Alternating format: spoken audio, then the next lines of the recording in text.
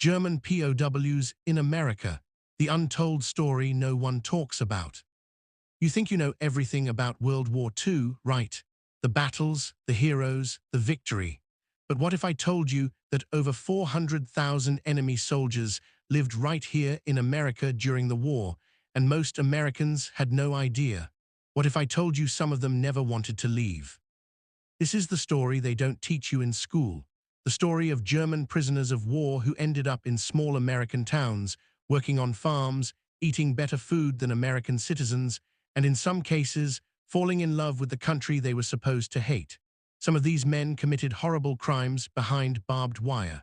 Others became friends with the very people they were fighting against. And a few, well, they're still here. My grandfather never talked about the war, not the battles, not the friends he lost, nothing, but there was one thing he mentioned exactly once before he died. He told me about the German POW who worked on his family's farm in Nebraska in 1944. He said that man cried the day the war ended, not because Germany lost, but because he had to go back.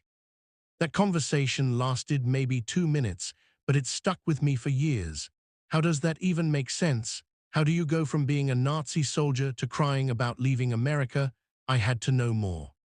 So I spent months digging through old records, declassified documents, and interviews with the few remaining people who remember these camps. What I found was way more complicated, way darker, and way more human than anything I expected. Let me take you back to 1943. The war is raging across Europe and the Pacific. American soldiers are fighting and dying on foreign soil. And back home, something weird is happening. Trains are rolling into small towns across America, carrying thousands of German prisoners. Towns that have never seen anything beyond their main street are suddenly hosting enemy soldiers. The first major group arrived after the North Africa campaign. Rommel's Afrika Korps, some of the most elite soldiers Germany had, surrendered to Allied forces. Now Britain had a problem. They were already cramped, bombed out, and struggling to feed their own people. They couldn't handle hundreds of thousands of prisoners, so they shipped them across the Atlantic to America. Think about that for a second. We are talking about actual Nazi soldiers, some of them true believers in Hitler's ideology, others just regular guys who got drafted. And America said, sure, send them over. We'll deal with it. The Geneva Convention required that prisoners be kept in conditions similar to the troops guarding them. They had to be fed, housed, and treated humanely. And America, being the wealthiest nation involved in the war, took that seriously, maybe too seriously. These camps started popping up everywhere. Texas, Oklahoma, Kansas, Nebraska, Wisconsin, Michigan, New York, even in places like Montana and Arizona. Over 500 camps spread across nearly every state. Most Americans didn't even know they existed because the government kept it quiet. Can you imagine the outrage if everyone knew that German soldiers were living better than some American citizens during wartime? But here's the thing, America needed them. With millions of American men overseas fighting, there was a massive labor shortage. Farms needed workers, lumber mills needed workers, factories needed workers. So the government came up with a solution, put the POWs to work. Now you might think this was some kind of slave labor situation, but it wasn't. Under the Geneva Convention, prisoners could be required to work, but they had to be paid. Not much, but they got paid. 80 cents a day. That might not sound like anything, but back then, that was real money. And for a lot of these German soldiers, especially the ones from poor backgrounds, it was more than they'd ever made in their lives. I found an interview with a farmer from Iowa who had 3 German POWs assigned to his farm in the summer of 1944. He said they were the best workers he'd ever had. They showed up on time, worked hard, and never complained. He said one of them, a guy named Klaus, could fix any piece of machinery on the farm.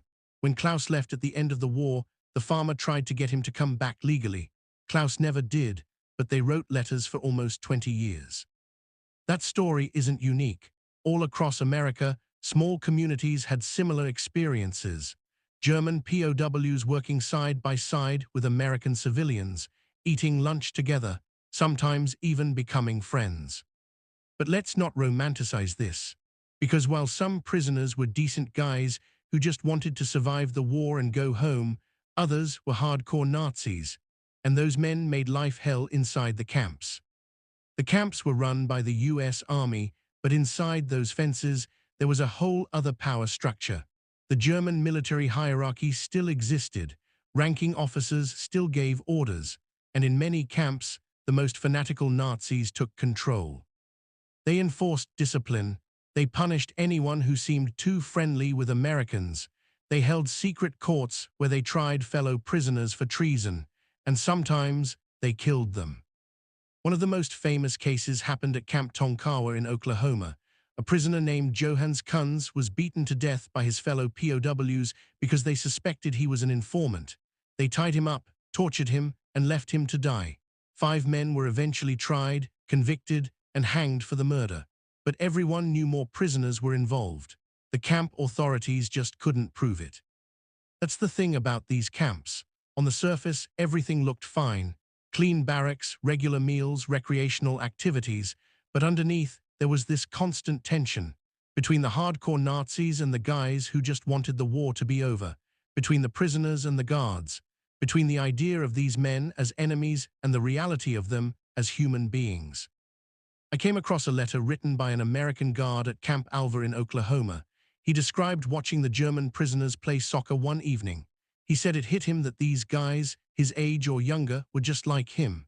They liked sports, they missed their families, they wanted to go home.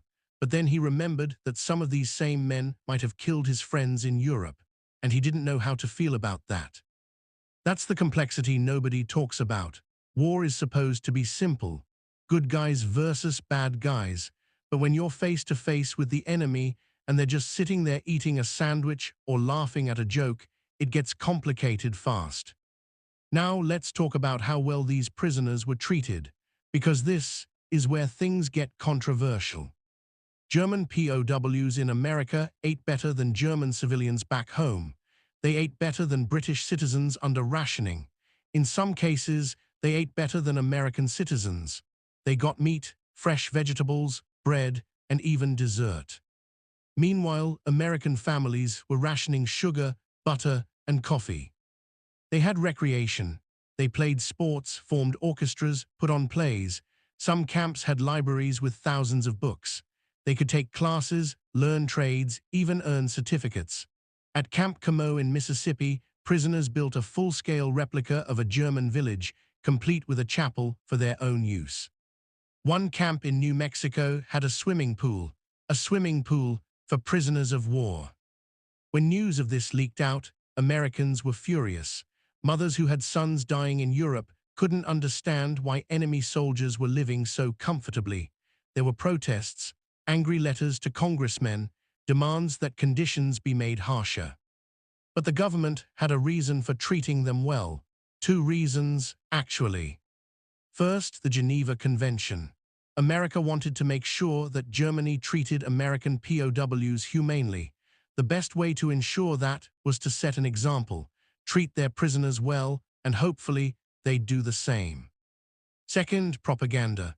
America wanted to show these German soldiers that democracy worked, that capitalism worked, that life in America was better than life under Hitler.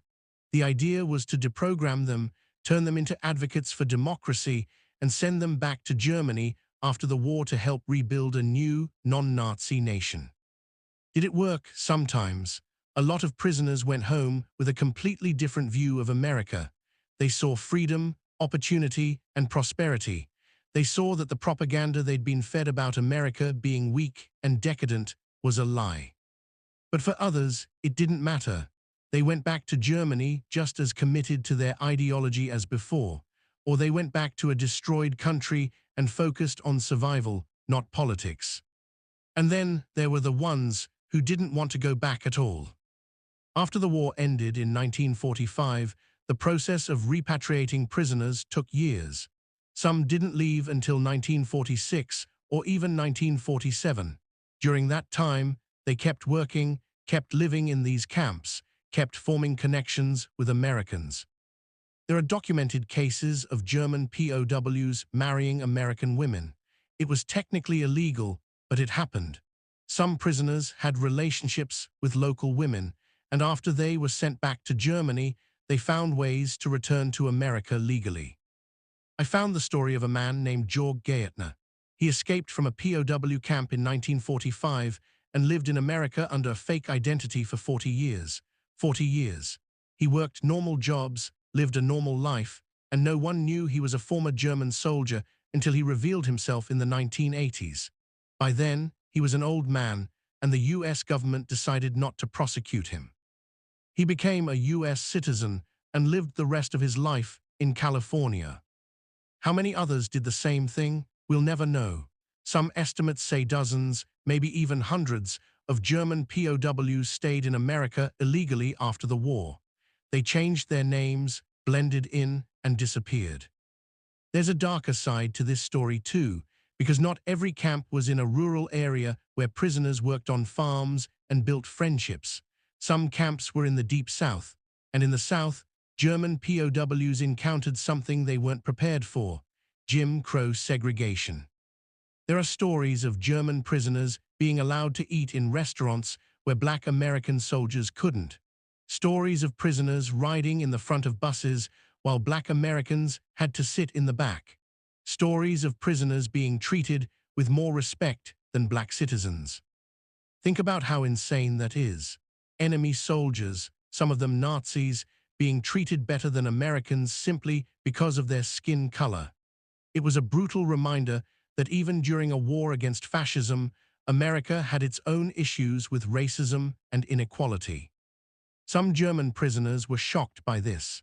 They couldn't believe that a country fighting for freedom was treating its own citizens so badly. Others, especially those who bought into Nazi racial ideology, saw it as validation. But the Black American soldiers noticed, and they didn't forget. There are accounts of Black soldiers being bitter about the way German POWs were treated. Here they were, fighting for their country, and they were treated worse than the enemy. That resentment fueled the civil rights movement that exploded in the decades after the war. By 1948, almost all the German POWs were gone, sent back to a Germany that was unrecognizable, cities in ruins, families dead or scattered, the economy destroyed. For many of them, the few years they spent in America were the best years of their lives, not because they loved being prisoners, but because they were safe, fed, and treated like human beings. Some of them wrote letters back to the American families they'd worked for, thanking them, asking about their lives, hoping to return someday. A few did, legally, as immigrants in the 1950s and 60s. They built new lives in the country that had once been their enemy. But most never came back. They stayed in Germany, rebuilt their lives, and told their children and grandchildren stories about the strange time they spent in America during the war. I think what gets me about this whole thing is how messy it is.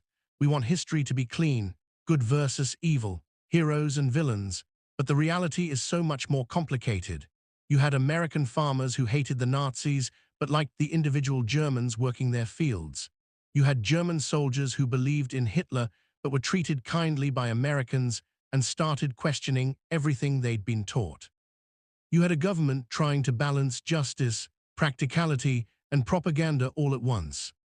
And underneath it all, you had human beings trying to survive, trying to make sense of a world gone insane, trying to hold onto their humanity in the middle of the most destructive war in history.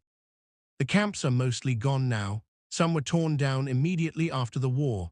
Others were converted into other uses. A few still stand, preserved as historical sites. You can visit them if you know where to look. Walk through the empty barracks. Stand where prisoners once stood. Try to imagine what it was like. I visited one in Texas a few months ago. It's just a field now, a few concrete foundations, a historical marker. But standing there, I thought about all the men who lived in that place. What they'd seen, what they'd done, what they became afterward. War changes people. Everyone knows that. But what about the enemy? Do they get changed too? Or do they just go back to being the enemy once the war is over? I don't have an answer, but I think the story of German POWs in America proves that it's not that simple. Some of those men were monsters, some were victims, most were somewhere in between. And America's decision to treat them humanely, even when it was controversial, even when it made people angry, maybe that says something important about who we wanted to be, even if we didn't always live up to it. My grandfather's story stuck with me because it didn't fit the narrative. The German POW who cried when he had to leave. That's not how the story is supposed to go, but maybe that's exactly why it matters. Because real life doesn't follow a script. Real people are complicated, and real history is messier than any movie. The last German POW left American soil in 1948, but their story didn't end there.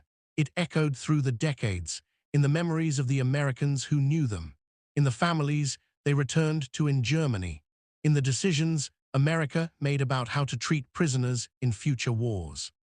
So next time you think about World War II, remember this. Remember that war isn't just battles and bombs. It's also farmers and prisoners working side by side in a Nebraska field. It's a German soldier learning English from an American guard. It's a choice to see the enemy as human, even when everything tells you not to. That's the untold story, the one nobody talks about, the one that doesn't fit neatly into the history books, but it's real and it matters. Thanks for watching. If you want more untold stories from World War II, check out the next video.